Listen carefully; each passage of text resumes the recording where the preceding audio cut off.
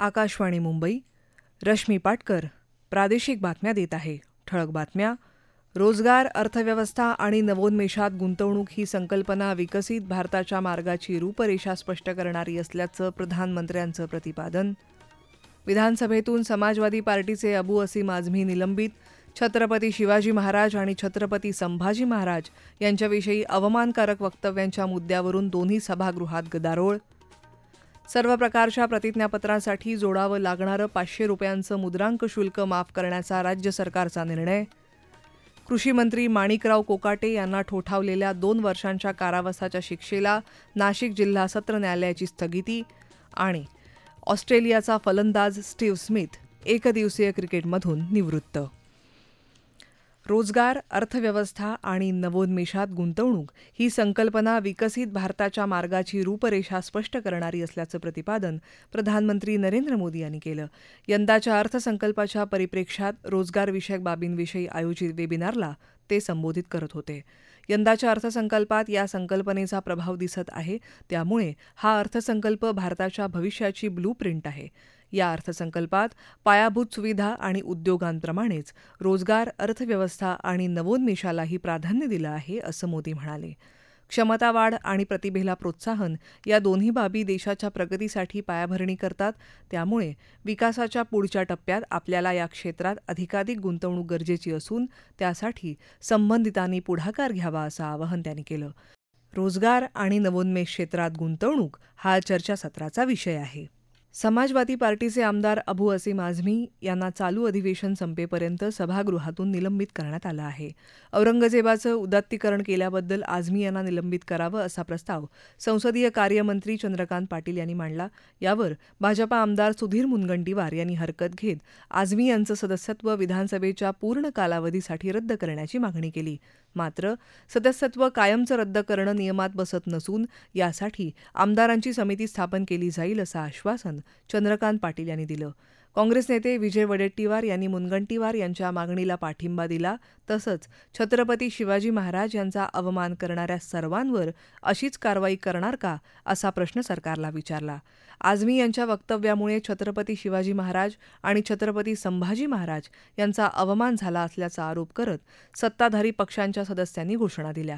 यानंतर विरोधी पक्षाच्या सदस्यांनी छत्रपती शिवाजी महाराज यांच्या नावाचा जयघोष सुरू केला.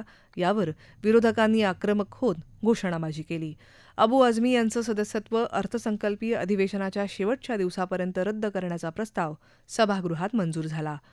विधिमंडळ अधिवेशनाच्या 3ऱ्या दिवशी कामकाज सुरू होण्यापूर्वी विरोधी पक्षांनी सभागृहाच्या पायऱ्यांवर निदर्शनं केली. छत्रपती शिवाजी महाराज आणि छत्रपती संभाजी महाराज यांच्याबद्दल आक्षेपार्ह वक्तव्य करणारे प्रशांत कोरटकर, राहुल सोलापूरकर, अबू आझमी यांच्याविरुद्ध आमदारांनी जोरदार घोषणाबाजी केली. आदित्य ठाकरे यांनी सांगितलं, आज एकंदरच आपण सभागृहातलं सगळं काही जे काही चाललं होतं पाहिलं असेल तर अबू आझमींना निलंबित केल्यानंतर लगेच आमची मागणी होती की जशी कारवाई अबू आझमीवर केली आणि ती करायलाच पाहिजे होती. काल पण आमची मागणी होती, खरं तर कालपासूनच करायला पाहिजे होतं. पण तशीच हिंमत दाखवून जे भाजपच्या जवळचे आहेत, मग ते कोश्यारी असतील, कोरटकर असतील, सोलापूरकर असतील, त्यांच्यावर देखील कारवाई आणि त्यांच्यावर देखील बेड्या ठोकण्याची कारवाई ही या सरकारने केली पाहिजे. विधान परिषदेतही अबू आझमी यांनी केलेल्या वक्तव्याच्या मुद्द्यावरून गदारोळ झाला. कामकाज सुरू झाल्यावर काँग्रेसचे भाई जगताप यांनी हा मुद्दा उपस्थित केला. विरोधी पक्षनेते अंबादास दानवे यांनी आझमी, प्रशांत कोरटकर, राहुल सोलापूरकर यांच्या विरोधात कारवाईची मागणी केली. त्यानंतर दोन्ही बाजूचे सदस्य सभापती यांच्या समोरच्या जागेत घोषणाबाजी करू लागले. त्यामुळे सभापतींनी कामकाज 10 मिनिटांसाठी तहकूब केलं.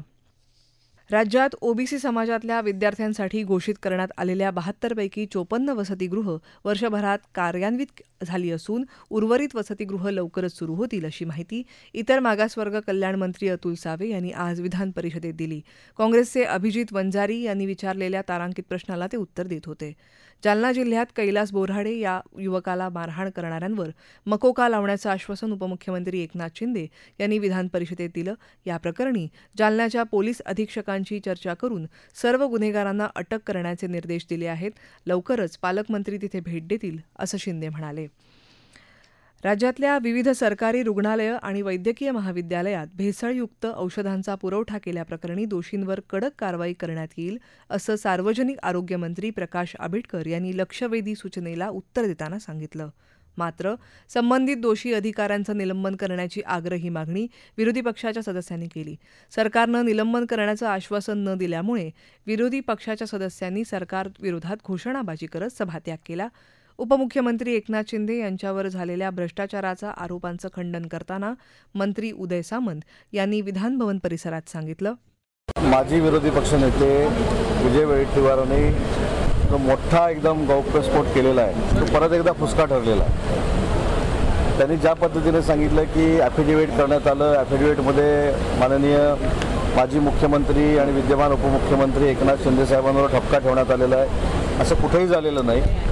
आज माझ्या हातामध्ये सगळे हे कागदपत्र आहे आणि ही योजना जी आहे ही यवतमाळ शहरातल्या नागरिकांच्या पाण्याच्या व्यवस्थेसाठी ही योजना सुरू केलेली होती. या प्रादेशिक बातम्या आकाशवाणीच्या मुंबई केंद्रावरून देत आहोत. आकाशवाणी मुंबईच्या all India radio news Mumbai या फेसबुक पेजवर तुम्हाला दिवसभर महत्त्वाच्या बातम्या वाचता येतील. माहिती आणि प्रसारण मंत्रालय भारत सरकारद्वारा मुंबईत आयोजित वेव्स 2025 AR, XR आणि VR या क्षेत्रातील तुमच्या प्रतिभेचं जगाला दर्शन घडवण्याची संधी. विशेष उपक्रमात सहभागी व्हा. Create in India challenge. अधिक माहिती आणि नोंदणीसाठी संकेतस्थळ wavesindia.org. प्रादेशिक बातमीपत्रात आपलं पुन्हा एकदा स्वागत. सर्व प्रकारच्या प्रतिज्ञापत्रासाठी जोडावं लागणारं 500 रुपयांचं मुद्रांक शुल्क माफ करण्याचा निर्णय आज राज्य सरकारनं घेतल्याची माहिती महसूल मंत्री चंद्रशेखर बावनकुळे यांनी दिली. या निर्णयाची अंमलबजावणी तातडीनं करण्याचे निर्देश महसूल मंत्री बावनकुळे यांनी दिले आहेत. राज्य सरकारच्या या निर्णयामुळे जात पडताळणी प्रमाणपत्र, उत्पन्नाचा दाखला, रहिवासी प्रमाणपत्र, नॉन क्रिमिलियर सर्टिफिकेट, राष्ट्रीयत्व प्रमाणपत्रासह शासकीय कार्यालयात दाखल करायच्या सर्व प्रकारच्या प्रतिज्ञापत्रासाठी जोडावं लागणारं 500 रुपयांचं मुद्रांक शुल्क यापुढे भरावं लागणार नाही. त्याऐवजी केवळ स्वसाक्षांकित अर्ज लिहून तहसील कार्यालयातून प्रमाणपत्र दिली जातील. या निर्णयाचा फायदा 10वी आणि 12वीच्या विद्यार्थ्यांबरोबरच कोट्यवधी नागरिकांनाही होणार आहे. कृषीमंत्री माणिकराव कोकाटे आणि त्यांचे बंधू शिवाजी कोकाटे यांना ठोठावलेल्या 2 वर्षांच्या कारावासाच्या शिक्षेला नाशिक जिल्हा सत्र न्यायालयाने आज स्थगिती दिली. त्यामुळे माणिकराव कोकाटे यांच्या आमदारकीवरची टांगती तलवार दूर झाली आहे. कोकाटे यांच्याविरोधात दाखल झालेल्या 3 हस्तक्षेप याचिकाही न्यायालयानं फेटाळून लावल्या. सुमारे 20 वर्षांपूर्वी खोटी कागदपत्र देऊन मुख्यमंत्री कोट्यातली सदनिका घेतल्याप्रकरणी कोकाटे बंधूंना न्यायालयानं 2 वर्षांचा कारावास आणि 50,000 रुपयांचा दंड ठोठावला होता.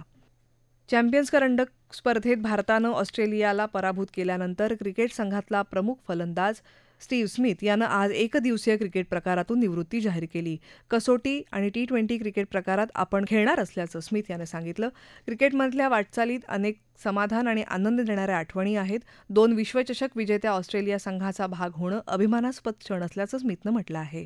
स्मिथनं 170 एकदिवसीय सामन्यात ऑस्ट्रेलियाचं प्रतिनिधित्व करत 5,800 धावा केल्या आहेत. यामध्ये 12 शतकं आणि 35 अर्धशतकांचा समावेश आहे. एकदिवसीय प्रकारात स्मिथच्या नावावर 28 बळींची नोंद आहे. ICC चॅम्पियन्स करंडक क्रिकेट स्पर्धेत आज लाहोर इथं न्यूझीलंड आणि दक्षिण आफ्रिका यांच्यात उपांत्य सामना सुरू आहे. न्यूझीलंडनं नाणेफेक जिंकून प्रथम फलंदाजी करायचा निर्णय घेतला आहे. शेवटची बातमी हाती आली तेव्हा न्यूझीलंडच्या 7 षटकात बिनबाद 44 धावा झाल्या होत्या. ठळक बातम्या पुन्हा एकदा. रोजगार, अर्थव्यवस्था आणि नवोन्मेषात गुंतवणूक ही संकल्पना विकसित भारताच्या मार्गाची रूपरेषा स्पष्ट करणारी असल्याचं प्रधानमंत्र्यांचं प्रतिपादन. विधानसभेतून समाजवादी पार्टीचे अबू असीम आझमी निलंबित. छत्रपती शिवाजी महाराज आणि छत्रपती संभाजी महाराज यांच्याविषयी अवमानकारक वक्तव्यांच्या मुद्द्यांवरून दोन्ही सभागृहात गदारोळ. सर्व प्रकारच्या प्रतिज्ञापत्रासाठी जोडावं लागणारं 500 रुपयांचं मुद्रांक शुल्क माफ करण्याचा राज्य सरकारचा निर्णय. कृषीमंत्री माणिकराव कोकाटे यांना ठोठावलेल्या 2 वर्षांच्या कारावासाच्या शिक्षेला नाशिक जिल्हा सत्र न्यायालयाची स्थगिती. आणि ऑस्ट्रेलियाचा फलंदाज स्टीव्ह स्मिथ एकदिवसीय क्रिकेटमधून निवृत्त. याबरोबरच आकाशवाणी मुंबई केंद्रावरचं हे प्रादेशिक बातमीपत्र संपलं. संध्याकाळी 5 वाजता ऐकूया आकाशवाणी मुंबईचं पुढचं बातमीपत्र. नमस्कार.